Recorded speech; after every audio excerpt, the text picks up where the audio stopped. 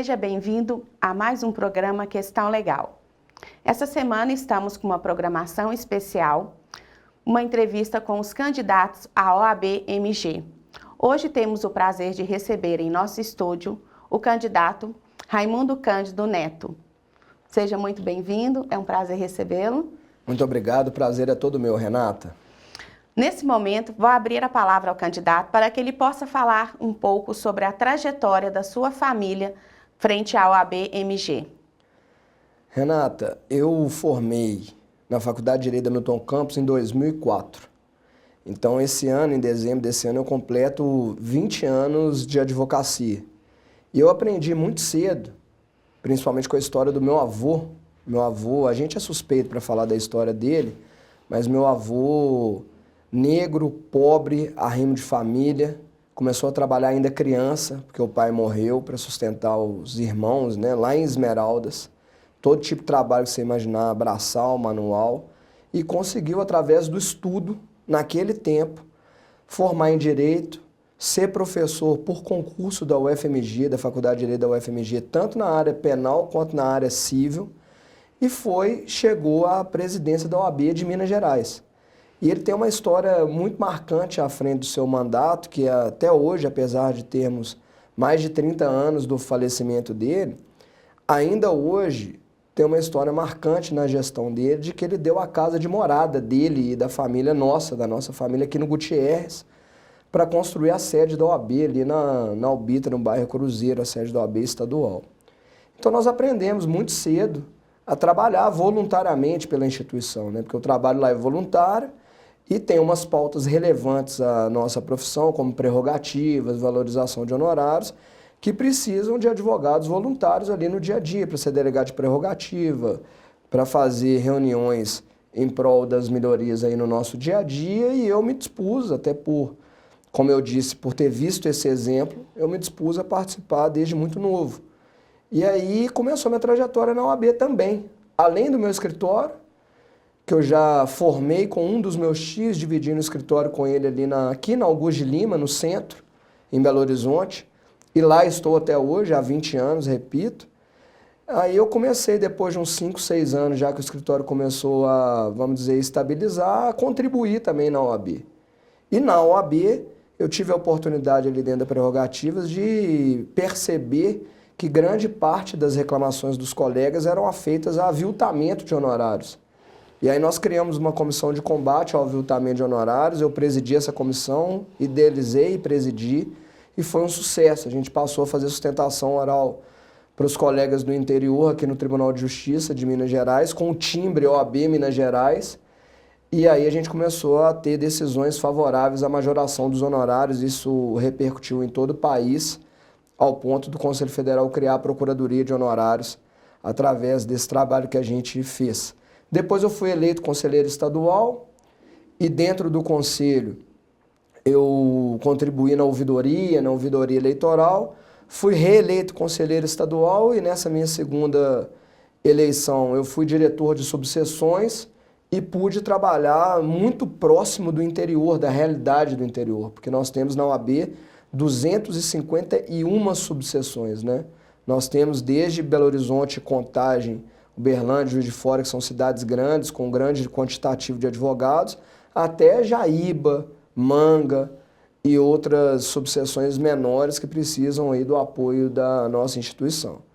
E aí, um movimento coletivo que surgiu no estado esse ano, pedindo que a OAB de Minas resgate as prioridades, as suas finalidades para o nosso exercício no dia a dia, me elegeu, e com muita honra eu aceitei, ser o porta-voz de oposição, o porta-voz de um movimento que exige, que tem propósitos, que exige que a OAB de fato trabalhe para todos e não só para uma parcela de poucos. Como advogada atuante, além da docência, eu também exerço a advocacia e atuo na esfera criminal. Então, quando se fala em prerrogativas, é um ponto sensível dentro aqui da minha atuação no dia a dia. Frente às suas propostas, a sua chapa se apresenta como oposição à atual gestão. Dentro disso, quais foram os principais pontos que te motivaram a candidatar à presidência da OAB-MG? É o resgate, exatamente o resgate das finalidades da nossa instituição ao advogado dia a dia. A crítica que a gente coloca à atual gestão é contundente.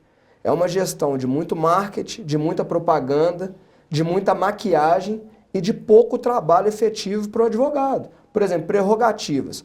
Eles no marketing, eles falam que revolucionaram a defesa das prerrogativas. E o que eles fizeram? Ah, nós lançamos uma escola de prerrogativas. O que é a escola de prerrogativas? 2, 3 apoiadores deles, rodando o Estado, recebendo hora-aula, às custas da nossa anuidade, todos nós, 150 mil advogados no Estado de Minas Gerais, para poder nos ensinar a nos autodefender, Renata. Você é advogado e criminalista, quando a gente precisa de prerrogativa, a gente precisa do representante das prerrogativas ali no juiz, na delegacia, nos balcões forenses. A gente não precisa nos autodefender, não, a gente já sabe nos autodefender. E quando é processual, a gente precisa do timbre OAB Minas Gerais ali no processo conosco. Então é isso em relação às prerrogativas que é a nossa primeira proposta. A gente também tem uma segunda proposta, e aí respondendo objetivamente a sua pergunta, o que nos motivou é o resgate, repito, do trabalho institucional para o advogado no dia a dia. E aí no dia a dia, a gente não tem mais o fórum permanente. O que é o fórum permanente? São alguns representantes da OAB, com representantes do Judiciário, com representantes do Ministério Público, com representantes da Justiça do Trabalho, com representantes da Justiça Federal, com representantes dos cartórios, que hoje tem muita ação extrajudicial, né, divórcio, inventário, e ali uma vez por mês, sem fotografia, sem divulgação, resolve-se ali entre 4 paredes o problema. Olha, o juiz lá de Tumirim não está expedindo alvará em nome do advogado, só em nome da parte. O juiz lá de Jaíba só recebe advogado às quintas-feiras. E ali, com 2 ligações, a gente resolve o problema do advogado no dia a dia, muito mais eficaz, né? E essa turma que está na gestão hoje abandonou completamente esse tipo de trabalho. Hoje, a atual gestão é uma gestão de festas, eventos, academias, bares aqui em Belo Horizonte, né? Montaram um bar aqui no Barro Preto, se chama Happy Ordem, que poucos utilizam. E a anuidade é para todos, não é para uma parcela de advogados. Correto. Dentro das suas propostas, existe a isenção da anuidade para jovens advogados. Qual o impacto que você espera dentro dessa proposta para o mercado, para os atuais profissionais que estão chegando aí? Renata, olha quanto é injusto para um jovem advogado. Porque todos nós, uns com mais dificuldade, outros com menos, nós enfrentamos 5 anos de faculdade, um exame de ordem. Passamos no exame de ordem, vamos ali receber o sonho, né? Ali realizar o sonho, que é receber a carteira. Talvez é o dia mais emocionante para nós advogados, é o dia que a gente recebe a carteira. E para receber a carteira, você paga 1 ano de anuidade. Olha que injusto. Você nem começou a trabalhar, você não tem escritório e você tem que pagar 1 ano de anuidade de advogado. Então a nossa proposta é o seguinte, se estão gastando, como eu disse, milhões de reais da nossa anuidade com questões que a gente entende supérfluas, vamos reverter isso a uma coletividade. E você só reverte de forma democrática quando você trata de anuidade ou de plano de saúde, porque aí realmente é um trabalho para todos, né? Então a gente tem essa proposta de subsidiar a anuidade dos jovens de 0 a 5 para ajudá-los à inserção do mercado. Dentro dos seus pontos da proposta também existe a redução da anuidade dos advogados que já estão em exercício. Como que você vê isso sem impactar hoje os caixas da OAB? Seguinte, eu era conselheiro em 2021, fiz um estudo orçamentário contundente, apresentei no Conselho Estadual da OAB uma redução de 27 e alguma coisa, 27,8, não lembro de cabeça, um percentual que a gente tinha condições de reduzir em anuidade. E, por maioria, nós aprovamos essa redução no Conselho. E o primeiro ato da atual gestão foi revogar e manter a anuidade anterior. Aí a grande propaganda que eles falam é que congelamos a anuidade. Eles chegam com ousadia a dizer até que reduziram. Aí eu falo, mas reduziram? Não, porque se a gente congelou, a gente não colocou inflação, então o que a gente não colocou de inflação seria redução 1, 2, 3 reais. Então, a vergonha, o que eles tentam passar para o colega. E esse estudo que eu fiz na época, contundente, ele está muito atual. Porque, por exemplo, eles gastaram aqui numa nova sede no Barro Preto, em Belo Horizonte, e para o advogado do interior, veja bem, Belo Horizonte tem sede na Albita, sede no Barro Preto, sede da escola, mais dezenas de espaços para o advogado, precisava imobilizar entre compra, reforma e manutenção, mais de 30 imobiliário, né? Mais de 50 milhões de reais numa sede aqui, que o advogado vem pouco, que quase ninguém usa. O advogado sabe bem quantas vezes o advogado já foi na sede da OAB de Minas Gerais, ainda mais nessa que não tem auditório. Que o advogado participa, às vezes, de eventos no auditório, né? Então, só esses 50 milhões de reais, Renata, nós somos 90 mil aproximadamente adimplentes no Estado, só esses 50 milhões de reais já dava para isentar quase que todos os advogados adimplentes do Estado por um ano. Então é prioridade. É simples, é prioridade. Dá para fazer. Vamos tocar num ponto que eu tenho visto muitas discussões acerca em grupos de advogados e o debate, que é a questão que nós temos hoje com relação à transparência às contas da OAB. Dentro dessa questão da transparência, como que você pretende tomar a prestação de contas mais acessíveis aos advogados? É uma das nossas propostas. Essa gestão, como eu disse, se vendeu uma renovação, mas na prática, se você entrar agora, é um desafio que eu faço, entrar agora no site da OAB de Minas ou no site da Caixa de Assistência, não tem no portal da transparência nenhuma informação sobre 2024 de tesouraria. Contrato, cadê o contrato da compra da sede, inclusive? Não tem. Não tem nada ali. Então, a gente precisa, é uma das minhas propostas, que a transparência seja total, o dinheiro é público. Ainda que a OAB seja tida como uma autarquia sui generis, o dinheiro é público, porque é compulsório. O advogado é obrigado a contribuir, ele não está fazendo ali de forma voluntária, ele é obrigado a fazer. Quando é compulsório, o dinheiro passa a ser público. Então nós exigimos, nós estamos em 2024, é inaceitável que não tenha transparência nas contas da OAB e é uma proposta nossa de transparência total. Dentro do apoio aí à mulher advogada, nas suas propostas tem a criação de creches. E como que você iria viabilizar a estrutura para essa questão? Nós temos uma candidata a vice-presidente, que é a Luciana Nepomuceno, que é uma advogada fortíssima, muito boa, competente, conhecida em todo o estado. E a Luciana nos trouxe essa ideia. Ela contou do próprio início de carreira dela, que ela tinha filho, tinha audiência, não tinha com quem deixar. Às vezes a mãe dela ajudava, às vezes alguma vizinho, alguém. E aí nós pegamos o seguinte, gente, quantos espaços que nós temos das OABs no estado de Minas Gerais? Nós temos quase 600 espaços da OAB no estado de Minas Gerais. Em Belo Horizonte, como eu disse, são mais de 20. Se nós conseguirmos treinar um dos nossos funcionários para, óbvio, ou contratar ou treinar, para que faça o serviço ali, análogo de babá mesmo, temporário, para poder a advogada mãe, a advogada mulher, deixar suas crianças ali sob a supervisão institucional, a gente já tem estrutura física e já tem um corpo de funcionários, então não impacta tão significativamente no orçamento. E é algo que eu acho que contribui demais para o trabalho da mulher advogada. Então essa proposta a Luciana trouxe e nós vamos implementar. Muito bom. Voltando ao ponto sensível da advocacia hoje, que são as prerrogativas, a sua chapa propõe um sistema de denúncia online. Como que funcionaria esse sistema?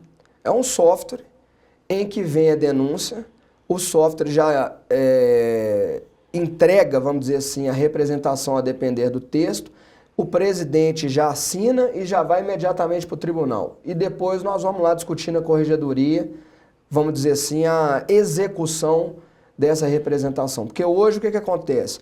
O advogado tem que mandar um e-mail para o setor de prerrogativa narrando o caso. Aí um procurador, um membro lá da OAB, vai fazer uma análise sobre se esse e-mail de fato é contundente de forma suficiente para poder fazer uma atuação em prol do advogado, fica muito na mão humana. E nós queremos é que seja dado execuibilidade a essa violação de prerrogativa. É claro que vai ter um filtro mínimo, né, que tem que ser no exercício da profissão, e aí o próprio sistema vai identificar. Foi no exercício da profissão, está protocolizada a representação. E o que eu vivencio no dia a dia aí dentro dos fóruns? Muitos jovens advogados, eles não têm o conhecimento real do que seriam as suas prerrogativas e muitas vezes têm as prerrogativas violadas por não conhecer, ou às vezes conhecer de uma forma bem restrita.